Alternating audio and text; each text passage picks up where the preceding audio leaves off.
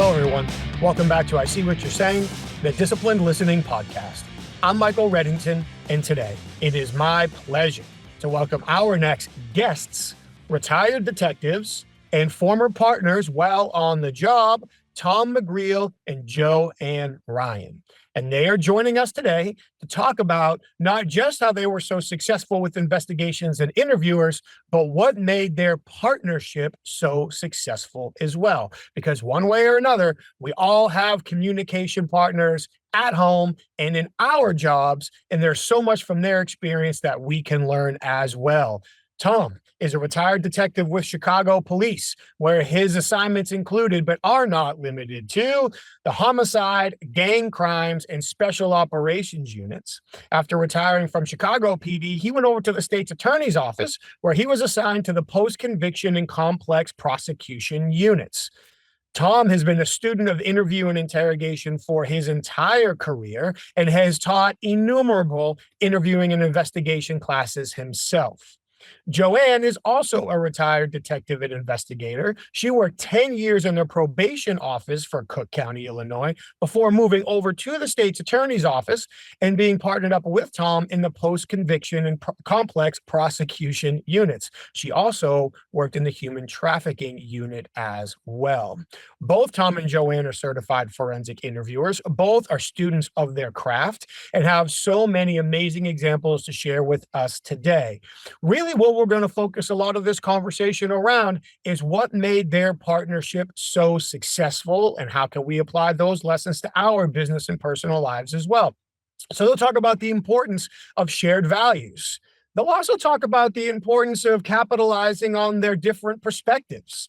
They'll talk about how they navigated interviews and investigations together, how they learned lessons from each other, how they supported and built each other up. And they've got a bunch of great stories that they're going to share from their career during the conversation as well. So we thank them for taking the time to join us. And we certainly thank you all for taking the time to be here and listen today as well. Thank you so very much. We know you know our sponsors. Head over to humantel.com. That's where you can enter the code INQUASIVE25 for 25% off the best in-class online training to understand when people's emotions are shifting by accurately evaluating changes in their facial expressions and nonverbal communication.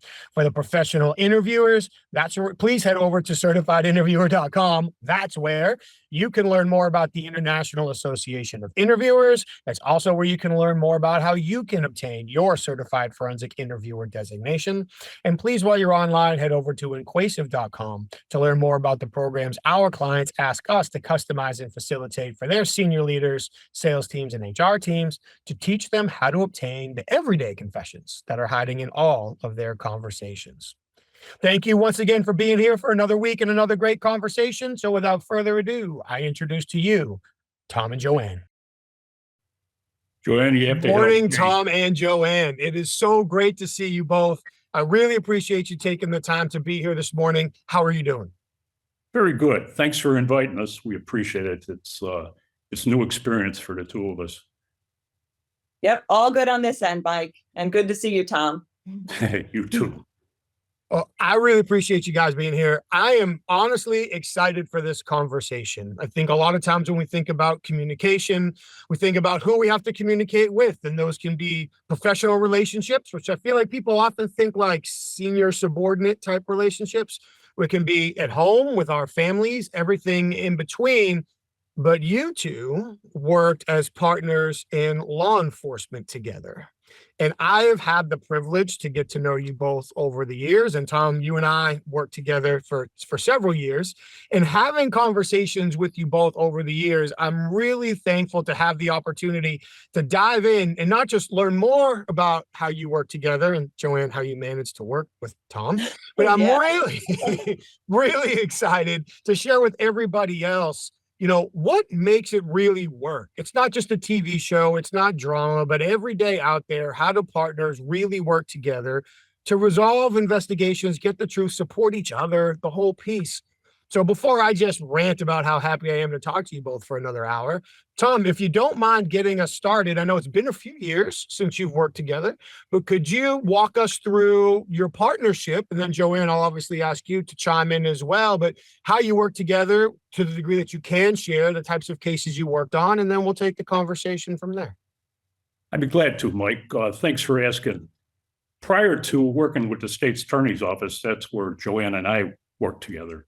I was a Chicago police man. I retired as a detective in 2006. During my career, I worked with many, many partners. Some I got along with, some I didn't. Some lasted months, others lasted years. But I did notice that there was a trend with the partners I worked with that most of the partners were very dominant in personality. Conducting interviews and interrogations, that dominant person is going to want to take the lead. Now, that dominant person expects you to be submissive and to take a lesser role, but to follow direction.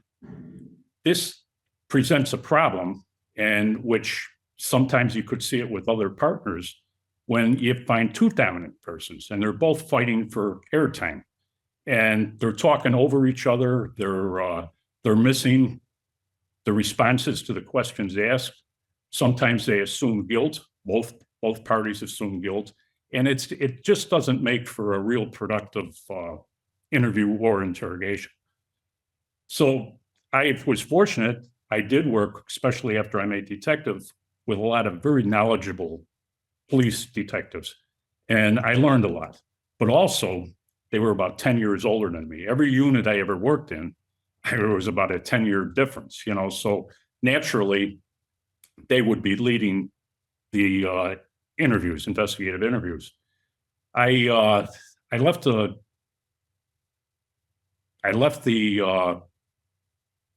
police department in 2006, and prior to that, one of my final jobs, I was in detective training. I was creating classes and teaching newly appointed detectives. This is where I met Joanne. Joanne and her partner and other state's attorneys came to our class. They were permitted into the class, and Joanne has the title not only of detective, but also as investigator. And not many people have that title. We got along during the class. We spoke to each other, but after I left the police department, we saw each other periodically in court.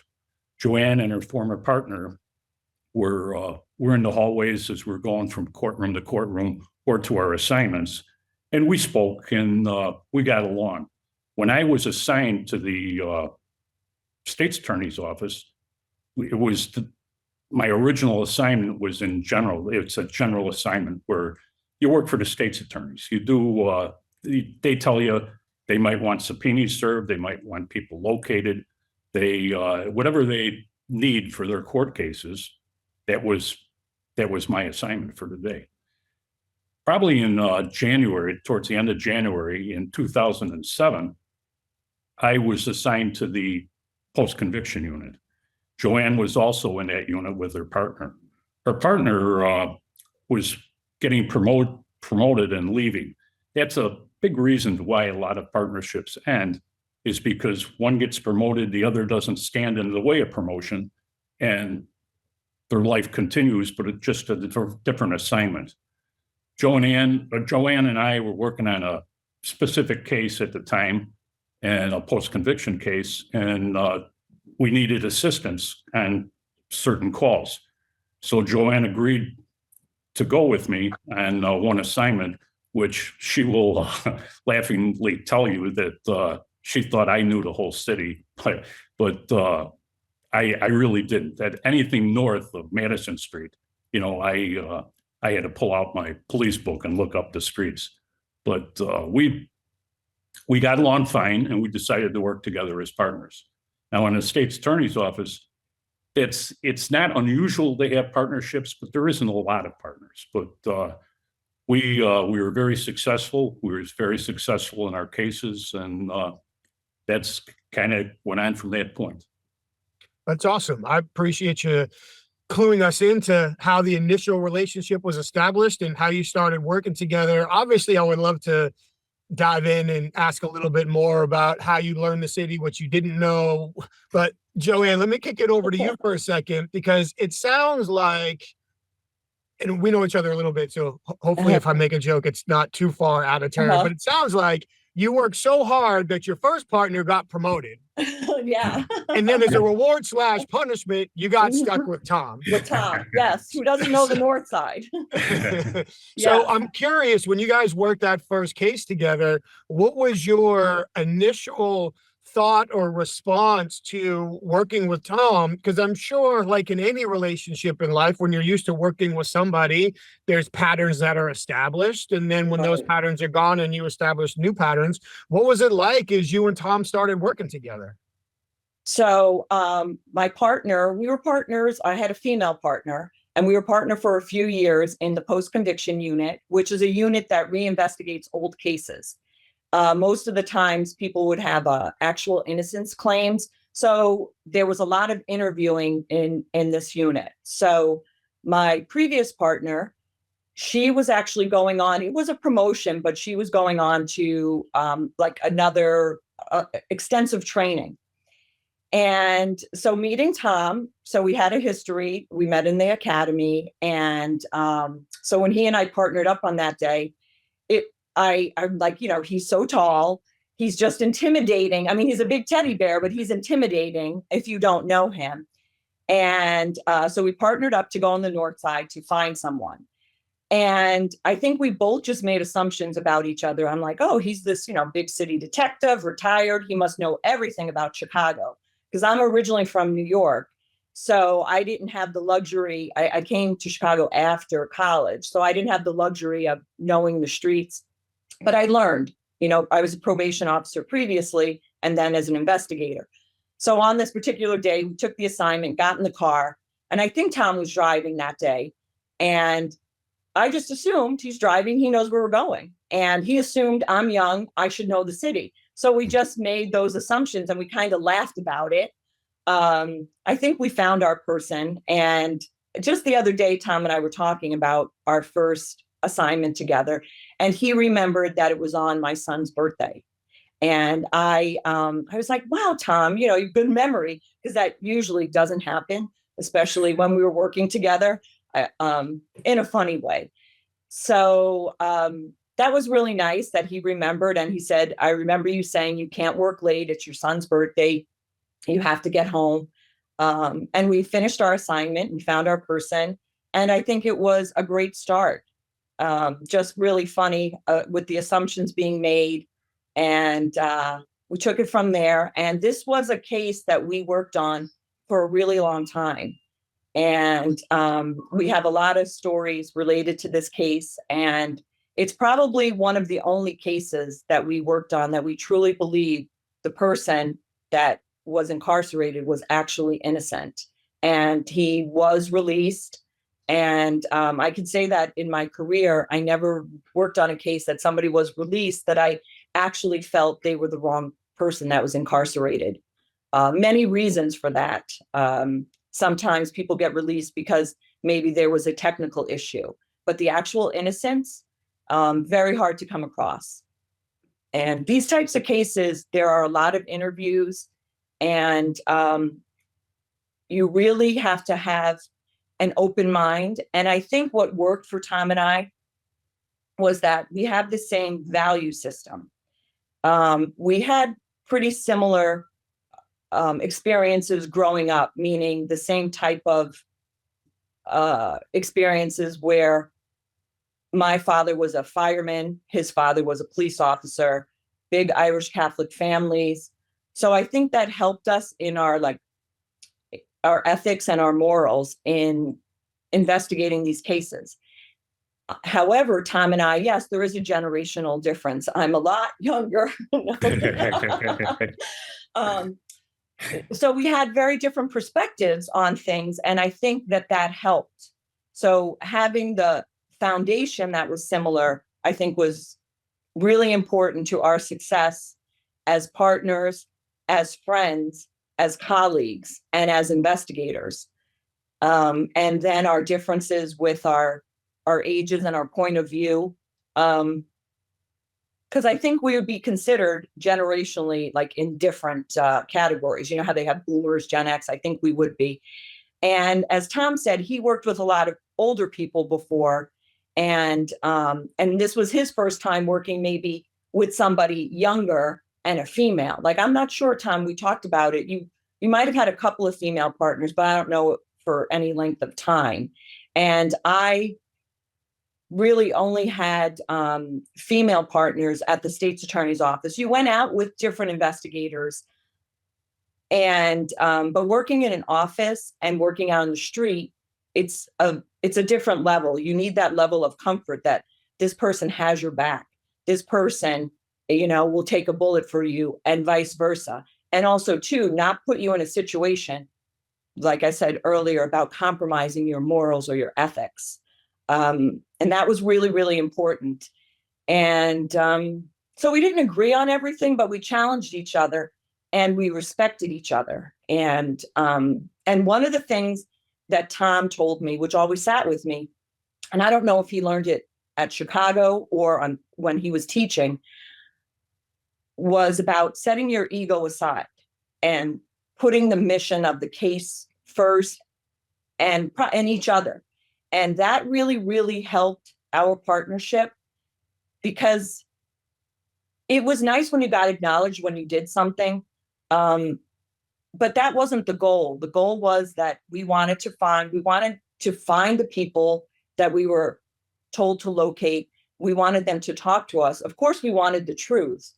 But there were many steps leading up to that. And I think the rapport Tom and I had with each other, it was good. We could laugh about a lot of our differences and our similarities. And one of the similarities that we talked about one day was we both have brothers named Patrick, and they're born on the exact same day in the exact same year. So that was pretty funny. And I think Tom could set the stage too of how our office was set up. That's something we can talk about, because our desks faced each other so that we could look at each other. And when you're speaking and maybe that person really doesn't like your idea and they make one of those faces, you could really tell. And like I said to you, Mike, earlier, that it's good that we could see each other, because body language is so important. And that's so important when you're working out on the street too, because people are gonna say something to you like, oh yeah, I'm not gonna hurt you, or yeah, as they're, going for their gun. So Tom really did teach me a lot and brought me into going for my certified forensic interviewing designation. So he challenged me in that way, and just always learning. So yeah. There's so much, like, I could talk to you for 3 hours just based off of that answer alone. I am sorry that you had to look at Tom every day when you sat at your desk. I don't know who you upset to pull that assignment, but I feel for you. That's gonna be my last joke, Tom. She already talked about how big you are, so I'm gonna. You had a few before. In fact, I'm glad you said. She talked about how big I was and intimidating, and I have to admit I can be intimidating, and that's one of the benefits that Joanne and I have when we're working together, because it really softens people's view of me when we walk in, a male and a female together in a situation. And we've had people, and I can't get into too many details, but there was one situation where we had to go down to a street that was a lot of crime occurring in that area. And being both Caucasians and male and a female, we were advised that it might be better to find another team to go down there that would be accepted more by the community. And it's funny because we went down there and the person came to the window and said, we identified ourselves and asked to come up. Oh yeah, I'll be right down. We had no issue at all. The woman sat us down, and we had a very fruitful discussion with the person. So it is an advantage. I feel it's an advantage for a male and a female for various reasons to be working together. But as far as the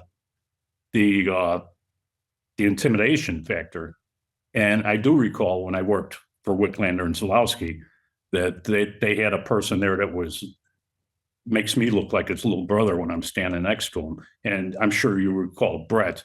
but he could be very intimidating. And what Brett did was he would just lower his voice, and he would talk a lot softer manner, and slow the conversation down. And he was very successful at that. And I learned a lot from Brett, and how to reduce the intimidation factor.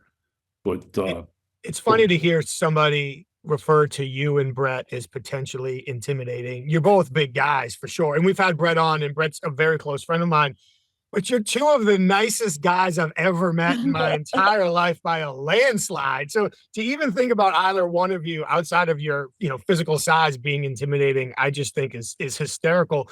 But you made a great point there about how I'm sure on approach, managing first impressions, just getting somebody's buy-in. Joanne, you mentioned it. We love the truth, but we have to talk to each other first to even have a chance of getting to the truth after. So whether you're managing space, whether you're managing positioning, I'm sure you both took turns managing who was the lead or who was the note taker or how you played off of each other. So, and Joanne, to go back to your answer too, when you talked about having a shared value system, but also having different perspectives. So I'm guessing that the shared value system allowed for a lot of that rapport and respect and appreciation of the different perspectives. And to give Tom credit, because I've taken a couple shots at him, because where we come from, that's just how friends talk to friends. So I don't really know any other way. But to hear you talk about how he remembered your son's birthday and how he did go out of his way to train and to educate and to help, that's the Tom that I've always known as well.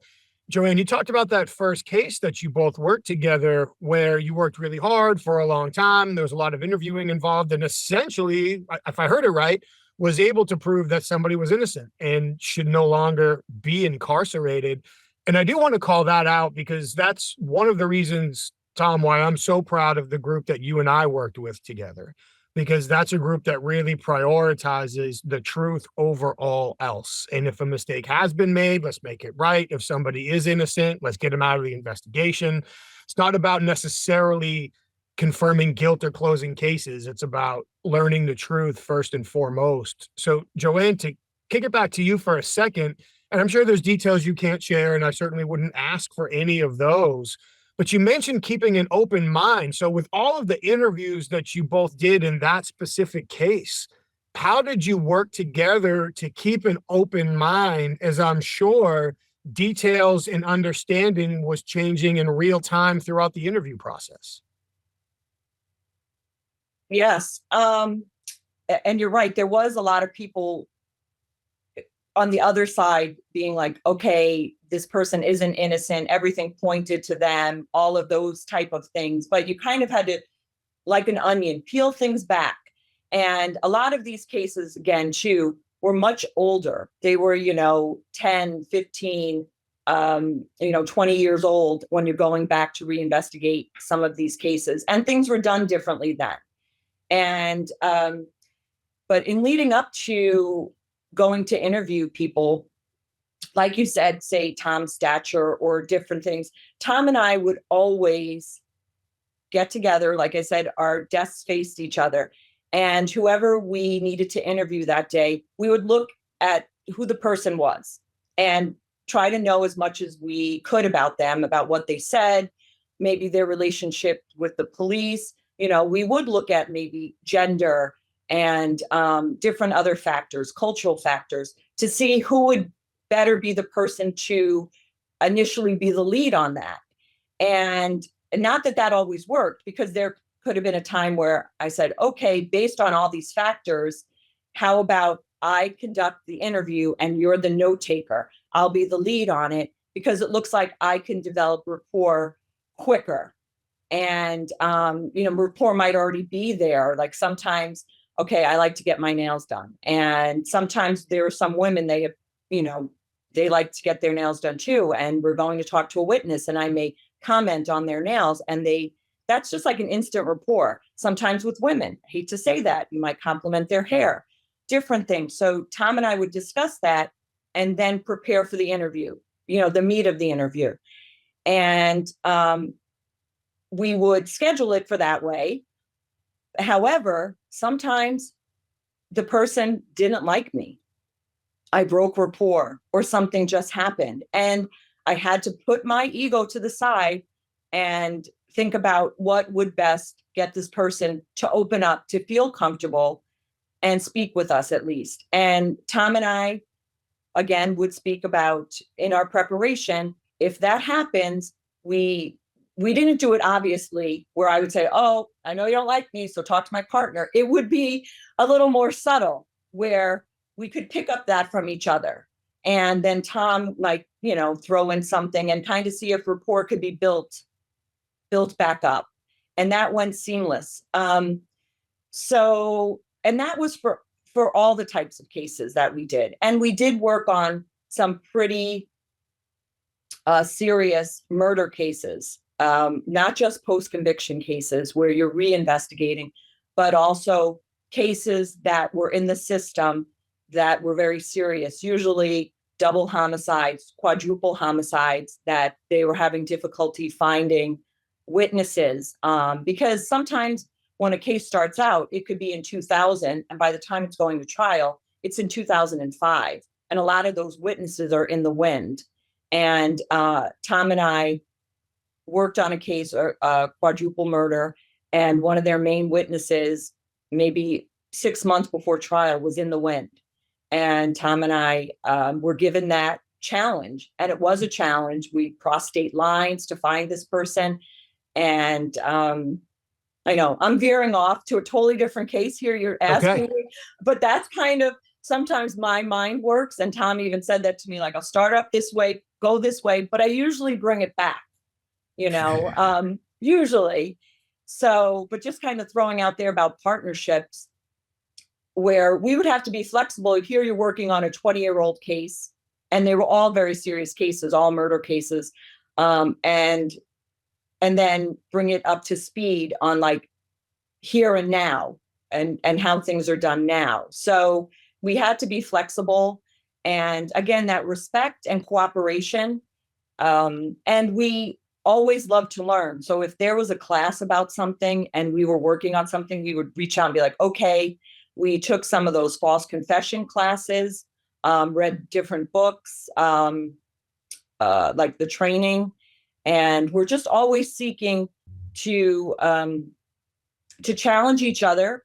And I think that was really good, because I think if you had, partners that might not see the value of education, that would be difficult. Where I will admit, Tom is an avid reader, much better than I am. And he would read a book and then he'd be like, I'm sending you the book. And I would get the book, right away. And that was really, really great. I'm trying to. But I tell you what, you said a couple of things that I want to harp on real quick if I can, and then we'll toss it back to Tom.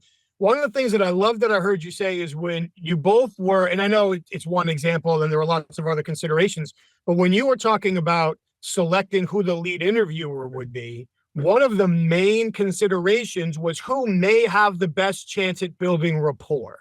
It wasn't who has the most experience, who's done this case before, or whose turn is it, or flip a coin, or I feel great today, I'm going to dominate this person. It was who has the best chance to build rapport the quickest. I think that is a phenomenal call out that some people might have missed.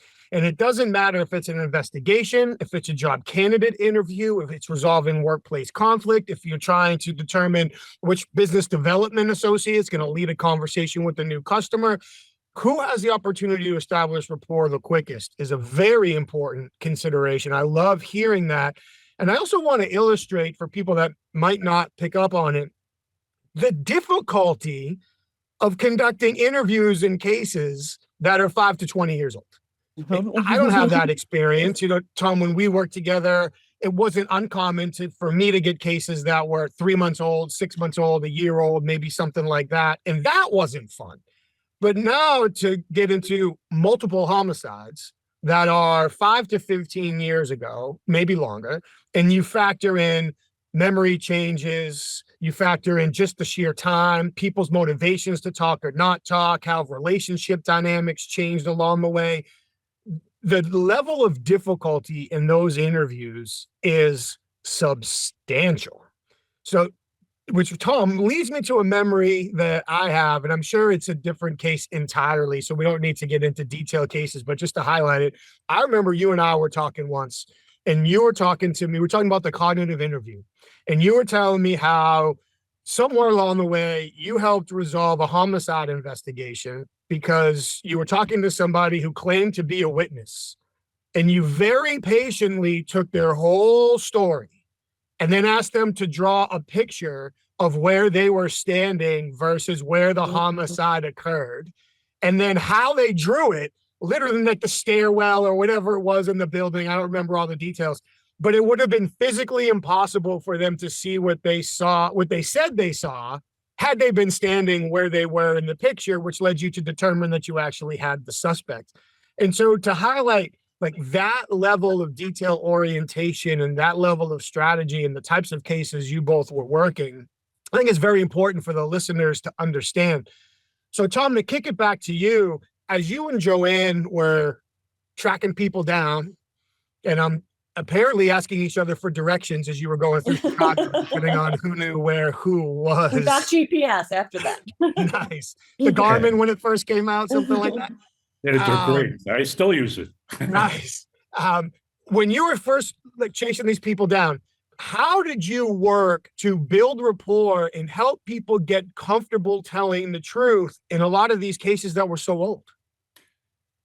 Well, one particular instance comes to mind, and Joanne and I sat down beforehand, and a little bit of the background was we were looking for a young man who was very cooperative in the case. And it was our job at the time to serve a subpoena for him to come to court. And we never foresaw any problem with this individual. So we found out that he was in the wind. He was involved in another case. He thought the police were looking for him, and he did not want to be found. These types of cases, I really enjoyed finding people that didn't want to be found. So in fact, we jokingly called ourselves Bound. What is it, Joanne? The dog, the bounty hunter. Dog the bounty hunter. Okay, but you have to do your dog. No. We're not going to get into that. But anyways, I'll let you off the hook this time. We couldn't find him, and which was very unusual for us because we usually always find people we're looking for. So we found out where his father lived. We went over to his father's house, and in our prior discussion, we determined that Joanne would be the better person to initiate this interview. Father came out on the front porch, and Joanne said, "We're here, we're trying to find your son. We have a subpoena, he's been cooperative before." The father went off on Joanne. He started yelling at her, and he says, "Why should I tell you anything?" He said, and he mentioned there was a murder in a nearby police area, and he got information who the offender was. He got the detectives involved, told the detectives, and they didn't do anything. They never got back to him. And Joanne said what most people would say, and in classes that I've been in front of, I bring up this situation, and I said, "What would you say?" And they said, just what Joanne said. "But sir, we're not here about that right now. We have nothing to do with that case." So with this, I asked Joanne, and this is part of our communication. I said, "Joanne, do you mind if I say something?" And she says, "No, Tom, go ahead." She's glad to pass it off to me. Yeah, help. Yeah, he's your problem now, dude. I said, "Sir," I said, "I used to work in that area, that detective area," which I did. And I said, "I know those detectives over there." And I did. And I said, "Would you please tell me the information, give me the information about that case? I'll find out who the detectives are. I'll talk to them, and I will find out and get back to you what happened on that case." And as he's telling me, he's giving me information, I'm writing it down, which is further showing him that I care about this information and helping him out. So he gave me the information. I did track down the detectives afterwards, found out what happened. I called back with him. And actually, his information wasn't any good at all. I had no intentions of giving this person details of the case, but it was enough to satisfy him. That little incident on the porch, he appreciated that so much that he got in our car. He took us to where his son lived on the far southeast side, and we were able to serve him the subpoena. The kid came to court, and everything worked out fine. But that's the value of rapport. And you got to you got to let people vent. You got to listen to them, listen to their gripes, their beefs. And even though it's hard at sometimes because you have people screaming at you, you just have to have the ability to listen. And I think you'll get very far in life by just doing that. Amen. What a perfect example for solve other people's problems before they can solve yours. If we were just focused on, hey, we're different people, we'll follow up. Your son's a great guy. He's just a subpoena. He's helped us before. The other dude is still wrapped up in his own problem. You help him solve that problem first, then he will help you solve your problem. That's a tremendous example of that. Mike, do you mind if I follow up with another case? And Joanne will appreciate. Joanne, one that I did well on. Yes, you did extremely well in this one. Tom spent all night trying to remember the one time you needed his help, and the whole entire time you worked together, he got it in there. I would like to talk about a case where we had to go into a penitentiary, and we had to talk to a very high-ranking gang member, and we discussed this a while. My history with Chicago and Joanne's history with adult probation, state's attorney's office, a little different coming up. And we discussed how should we approach this individual because we wanted some sensitive information from him regarding his involvement in a murder. And it wasn't, he was incarcerated. He was incarcerated, but his involvement was on the periphery. He made a phone call. And we decided Joanne would be the best to conduct the interview. So we went into the penitentiary, and all this discussion, Joanne said, why don't we just wait and see what happens as far as handshaking and how we introduced ourselves to him. So we walked up to him, and the first thing he did was he put his hand out and shook our hands. And Joanne identified ourselves in the same way we always do. We give our names first and last. I'm Tom McGreal. I'm an investigator with the state's attorney's office. And then we show our IDs and make sure they look at them. Joanne does the same. I'm Joanne and Ryan, and I'm an investigator with the state's attorney's office. So they absolutely know who we are and the reason we're there for. They put us into a small room where we conducted the interview. Joanne was sitting right in front of this individual and talking to him. And I was on the side, little bit to the rear. I had pushed my chair out. I was the note taker. So Joanne starts the interview with him, and I start writing on my notepad. With that, this guy, and he looks like Body by Pontiac. His shoulders are like this, and he turns and he looks at me like this. I immediately took the notepad over and flipped it. And there's going to be no notes in this interview because obviously he reacted to that. Yeah. And now, afterwards, we have to make sure as soon as we get in that car, we debrief and we take our notes there in the car while our memories are still fresh, because memory starts degrading immediately after an interview. Now, Joanne conducted the interview, and one thing I would like to say is that I'm sitting there, and not only am I trying to recall what he's saying, but I'm watching his body language. And one thing bothered me. During the whole interview, he was talking to Joanne like this.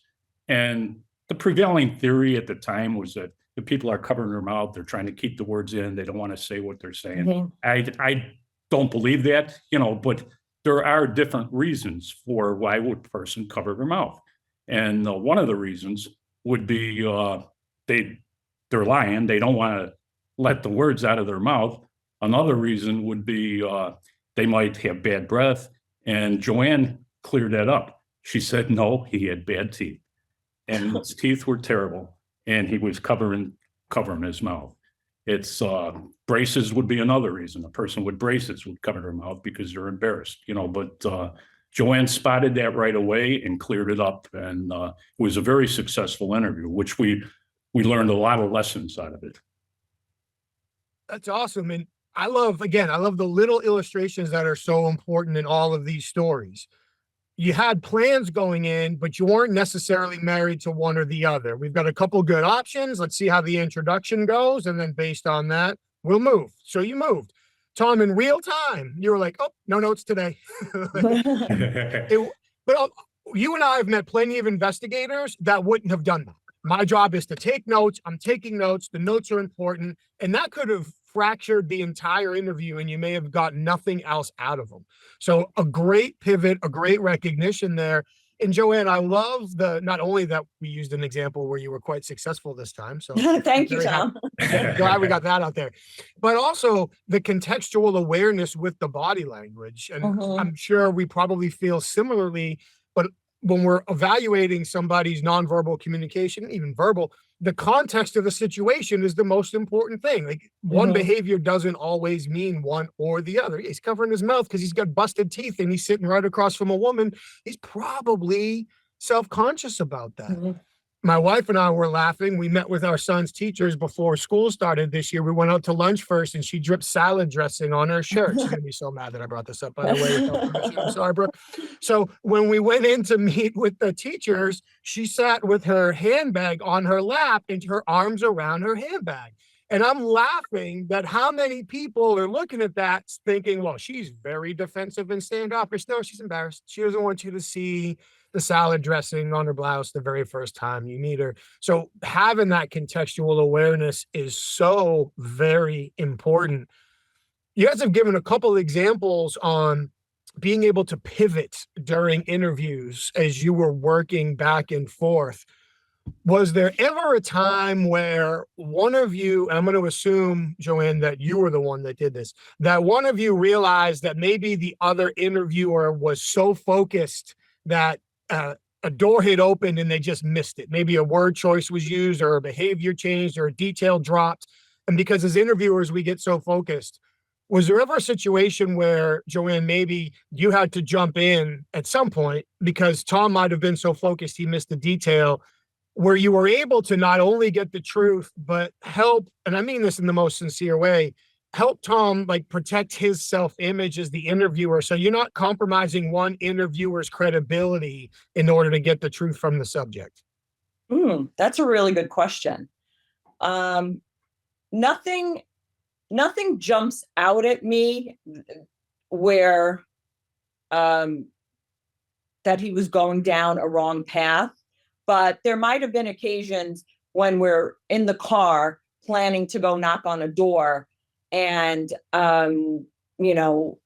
if somebody's in their head a lot, and Tom might have been thinking about the next case, and we're kind of in this case, but he's thinking about that case, and we get out the door and start heading to the door, and he's like, oh yeah, I'm going to tell them whatever. And I would stop him and I was like, no, that's, like for later. So I don't have any recollections of actually the other scenario presented. Tom, do you? Yes, I do. In fact, it's not hard to recall because it's the same case. For me, maybe. The penitentiary case that I was just talking about. When we were talking to this guy, it was a very successful interview. Joanne was doing great. And something was said and she broke rapport. And he said, I'll go back now. I'm leaving.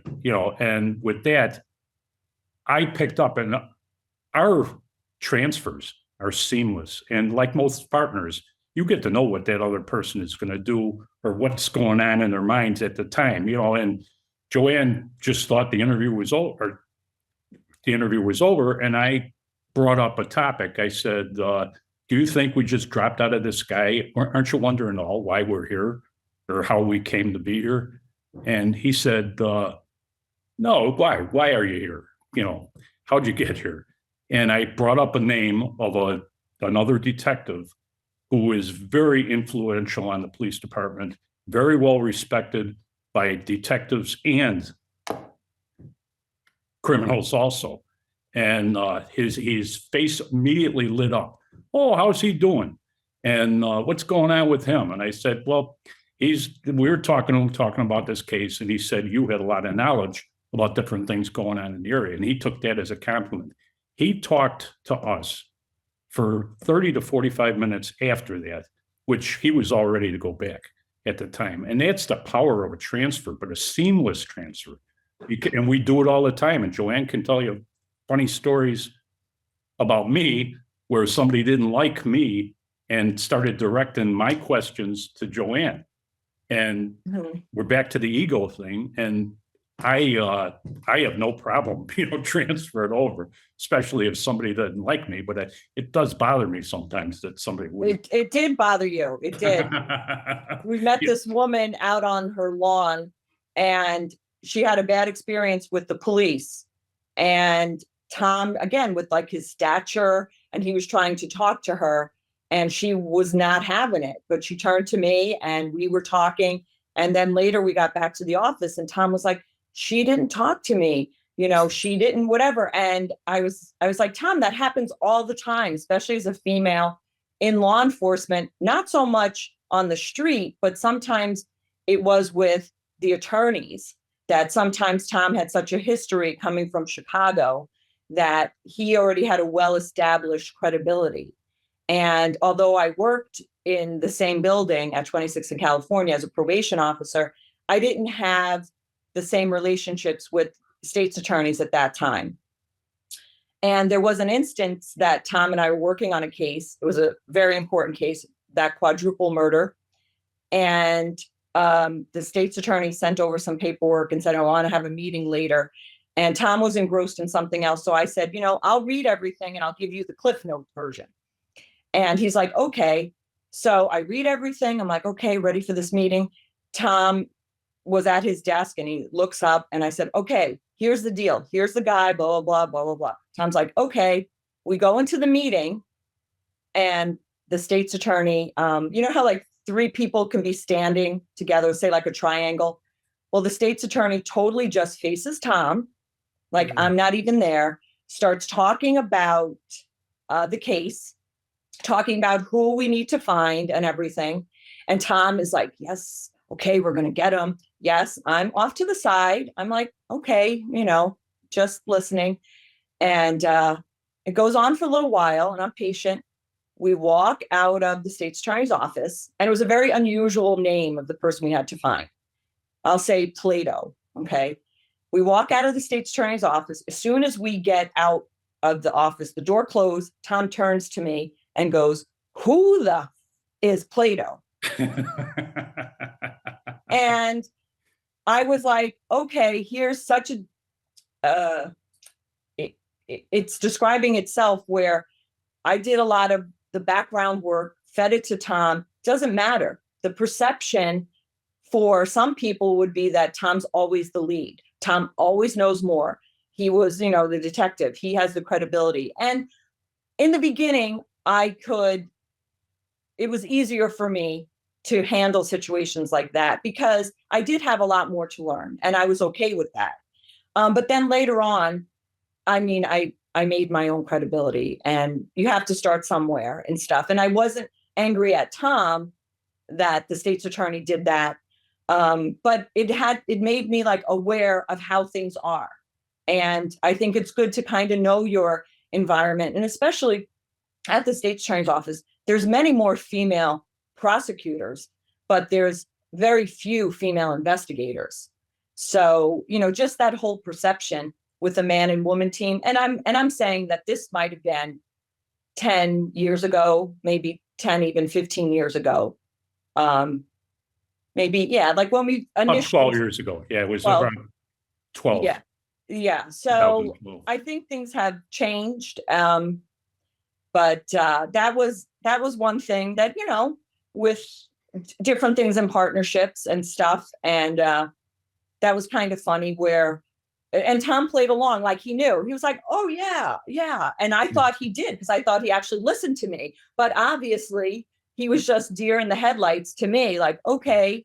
And one of the other things might go on to point out, too, a lot of this with communication and getting to the truth. At the time, we were working together. Tom's children older than mine, and mine were still like in grade school and high school.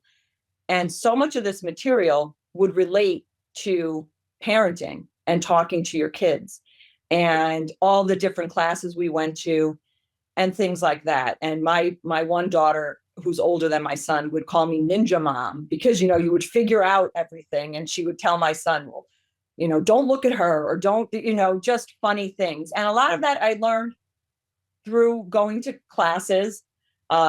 I went to different classes before and then eventually went to Wicklander. But also that was like with Tom and I sitting across from each other and mirroring and trying to find out, like, somebody says something, okay, we would say, like, freeze your face. What are you thinking right now when you're saying that? So that we could kind of identify that in other people. Not that everyone's the same, but, to understand how each other is feeling if we're not saying something, if you're uncomfortable in a situation without saying it, I think you need to know that about the people you're with, like your partner in life, like your friends, and definitely, your partner at work.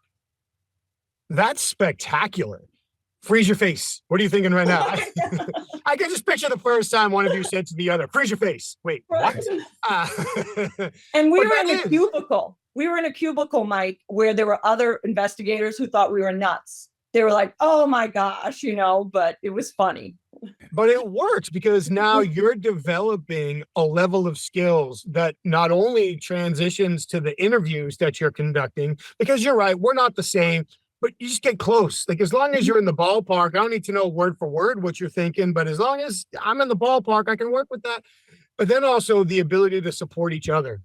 Like, Mhm. Tom, you mentioned the smooth transitions, to be able to know, okay, that pause was 1/10 of a second longer than normal, so here I come. Or that the way that question was asked opens the door for me to come in. I feel like, and you're right, Tom, by the time you and I worked together, we were solo when we were doing the investigations for WZ. But prior to that, I did a bunch solo and I did a bunch with teammates as well. And I feel like one of the biggest mistakes we would run into, sometimes I feel like it was the co-dominant thing. You had two people who wanted to be like the head person in the interview. But I feel like more often than not, the interruptions were made with good intentions. Like, somebody wasn't trying to screw up their partner. Someone wasn't trying to be the all-star, but they just saw something and couldn't wait, or they heard something and just couldn't wait. And either they didn't have the self-control or they didn't understand how their partner communicates enough to wait for the opportune window to chime in if necessary. Absolutely. Learning each other's emotions, learning the communication, setting up for those transitions, I think is spectacular. Tom, where you had, it sounds like, many more partnerships prior to working with Joanne, how did you really look to focus on learning her interview style so you could add to the interview as opposed to accidentally break rapport or ruin the opportunity to get the information? It never came up. And I'll tell you why is Joanne is a fantastic interviewer. And I agree with everything she says, what she's doing. I never had a point where I said, you broke the rapport in this conversation for this reason. But it's just, we have different backgrounds. We have a lot of fun. And when we're working, we laugh all day long. We laugh at ourselves, we laugh at others. And we really had very little disagreements because our styles, and it might have been the evolution of both of us on the job with different situations, but there was no problems that I can think of where the rapport was broken because of something that she did that was on. Well, I wouldn't even think that. But we've all been in the chair where we've been thinking about our next question, or we were going down one line, we were following a road, and maybe the person taking notes can look at their notes and spot a pattern, or look at their notes and spot a change in information, or maybe because I'm just purely listening and I don't have to worry about talking. I remember I was observing one case in Will County at the sheriff's department, and the woman who was the primary suspect who was being interviewed dropped a she where it should have been an I or me. And because I was the one who was in the witness seat, I was able, and thankfully I was in like the cool monitor room behind the glass that people only see on TV. So that was like my one time in that position. Yeah. I was able to tap the detective on the shoulder and go, yo, time out. You got to pull him out of it. It's probably her daughter. You just told me an hour ago she's got a 19-year-old daughter with similar social habits. But the only reason why I was able to do that was because I was fortunate enough to have no brain cells dedicated to talking at that time. They were all dedicated to listening. So it wouldn't be a rapport breaking scenario, but I'm sure there's times where just because we have the luxury of sitting and taking notes, we catch something. Right. But then because we get to know our partner, like either A, she's going to get to it, or B, if she doesn't, there'll be a natural transition time later where I can circle back for it. So I was curious about like how we learn those natural transition times.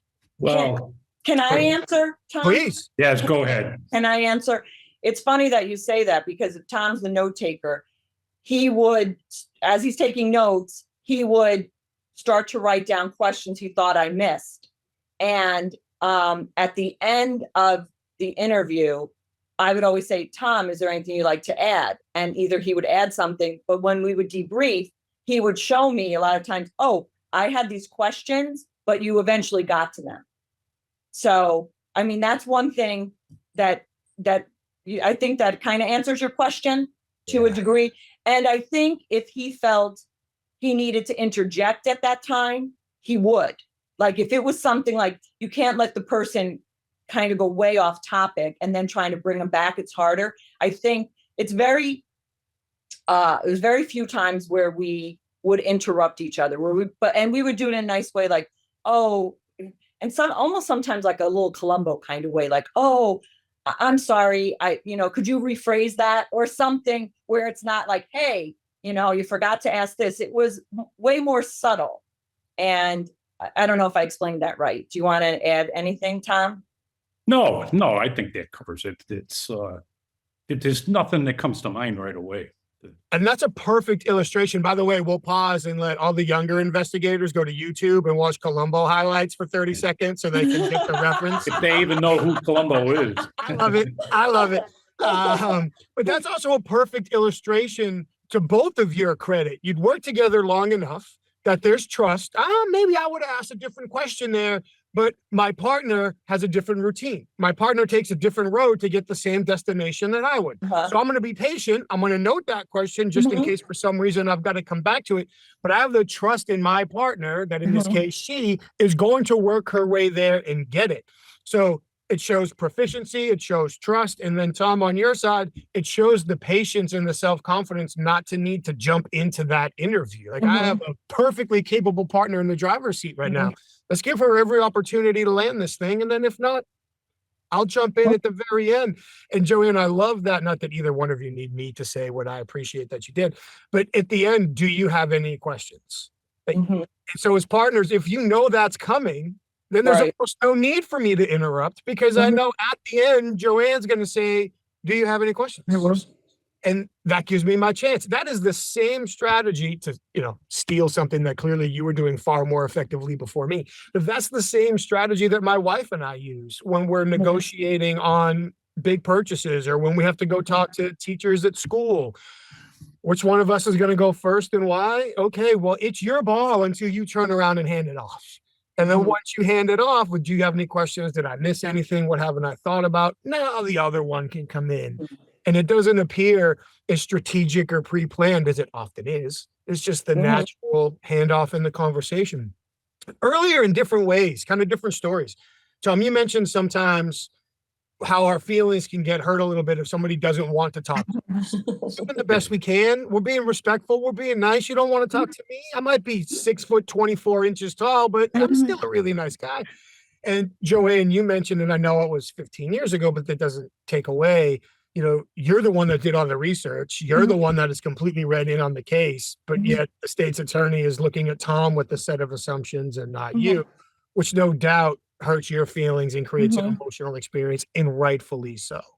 So my question to you both, and answer it in whatever order, however you feel is appropriate, is how did you work to reinforce the trust and respect you had for each other and pick each other up when you knew that one of you felt insulted or disrespected or misunderstood throughout the years working together? Wow. Do you mean by like the state's attorney's office in large and community or each other? with each or other. everything. So if you see that Other. Tom's feelings are hurt, how do you pick him up? How do you support him? Tom, if you see that Joanne was just slighted, how do you kind of pick her up and help her feel better and continue? Because I'm sure like there's times in my relationship with my wife, who is by far the all-star of our family, I might miss something that upset her when it's my job to hopefully make sure that doesn't happen. But if it does, make sure that I pick her up and reaffirm how smart she is and how much I love her and how important she is and all of those things. So I'm curious in your partnership, Yeah. when you saw that happen, how you picked each other up and supported each other. Okay. Well, I'm for sure, I could say, I don't recall exactly, but on that day, we probably had a really nice lunch and Tom paid. I'm sure. But Tom has always been really good at, being frank with me regarding, say that incident or similar incidents. Part of it was that I would make the assumptions that people that worked at Chicago police, they're retired, they have all this experience, they come over to our office, they must know more than me. I have my master's in criminal justice and I was a probation officer for 10 years, but in my head, I valued their experience over mine. And Tom showed me that the kind of cases I worked on and things at the state attorney's office, they were very complicated cases, and that my work, he always validated the work. But also if I needed correction, you need constructive criticism, and you need, for somebody to say, oh, maybe there's a better way. How about trying this? But I think we would realize if each other was having a rough day, and maybe if we didn't have an appointment already on the books, but we were planning to go do something that day that maybe the other person might not have been in the right framework, we would talk about it and be like, we can do that tomorrow. There's not a rush. It wasn't like we were responding in real time, that you get a call and you have to run out. Yeah, there were times like that where if somebody called us and said, oh, so-and-so's home now, we'd have to run out. But we did have the luxury of being able to plan our working on our investigations. And I think we would see how each other were doing that day, like emotionally, physically. Sometimes you push yourself, but I think we would see that and be like, no, I think it might be a better time to do this. Or I hope I answered that question. I think you did. Tom, anything you want to add? Yes. As you can tell, Joanne talks, and she asks a lot of. Have I been talking more? No. Did kiss the Blarney Stone. I am Irish.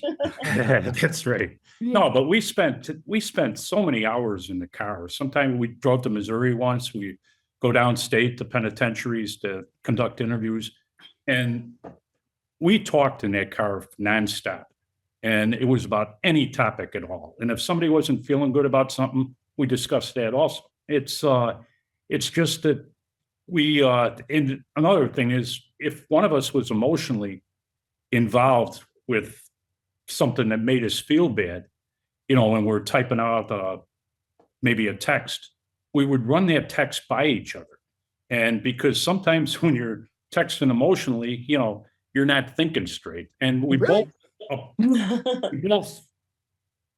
kind of went along with each other's opinions. We put value in each other's opinions, and we listened to each other. Out of, I'd say, at least 40 partners in Chicago, and where there was some you got along with, some you didn't get along with, and partnerships that didn't work out broke up quickly, and others lasted maybe years.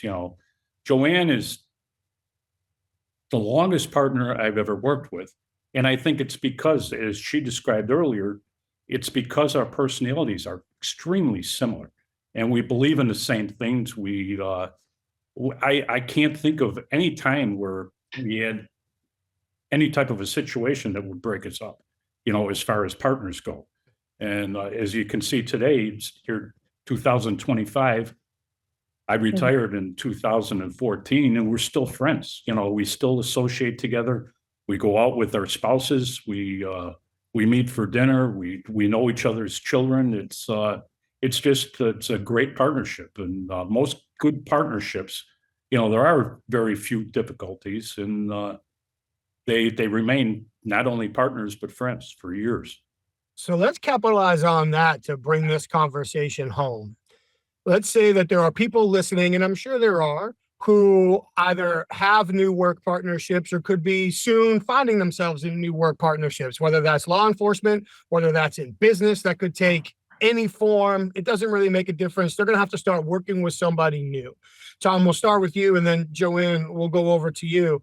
Tom, what advice would you have based on your years of experience for people to develop successful work partnerships together?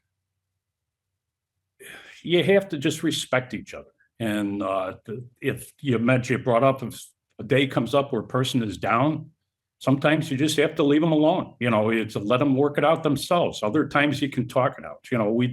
We did talk out situations at times, not many that I can even think of now trying to recall, but you just have to respect each other. You have to take care of each other. And we've had situations where we've gone out on assignments and things just didn't seem right, and we sensed that, both of us, and we tried to avoid things that would hurt the other, and nowadays anything, you could go to work in the morning and be indicted by the nighttime, and you have to take care of each other, and you're all you have out there, otherwise you're just floating in the wind.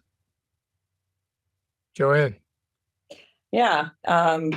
I totally agree with Tom, and to try to work with people that maybe have your same value system, your same morals. So I think that really helps. It doesn't matter that you have the same background or anything, but those core foundations, they run across all faiths and all cultures and things like that. So to find that common ground, because I think that's really important, because then you'll never be put in a situation morally or ethically, and I think that's a good bar to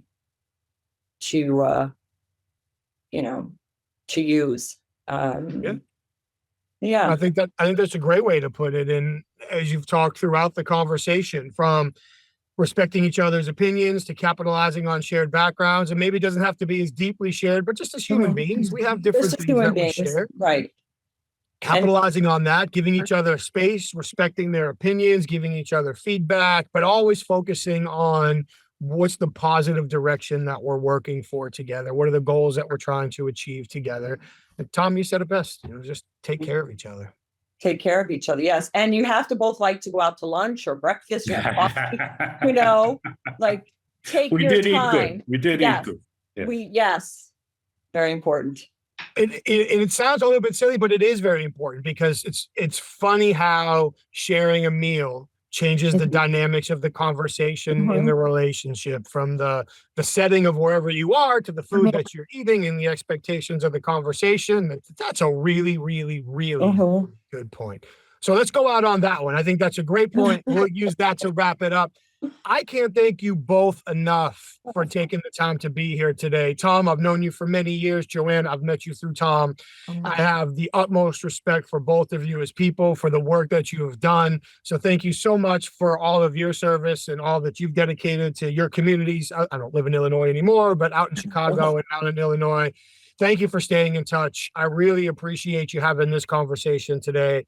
Please continue to take care of each other. And I look forward to hopefully seeing you both again very soon, maybe this fall, like we saw each other last fall. But I certainly look forward to the next time. Thank you both so much. Thanks again. Mike, take care. Tom and Joanne, thank you both so much for another great conversation. This is a conversation I've been hoping to have with you two for a very long time, and I'm finally glad we had a chance to make it happen. Thank you so, so very much, not just for taking the time out of your day and telling your story, but being so open about the relationship you had and how you worked so well together for so many years. Thank you. Your points about having a shared value system are so very important for us all to consider, understand, and apply to our lives. and how you were supporting and learning from each other. You had different backgrounds and experiences professionally and kind of made some assumptions, right, wrong, good or bad about each other, but then learned to work through that and really help and support each other, taking advantage of those different perspectives that you had.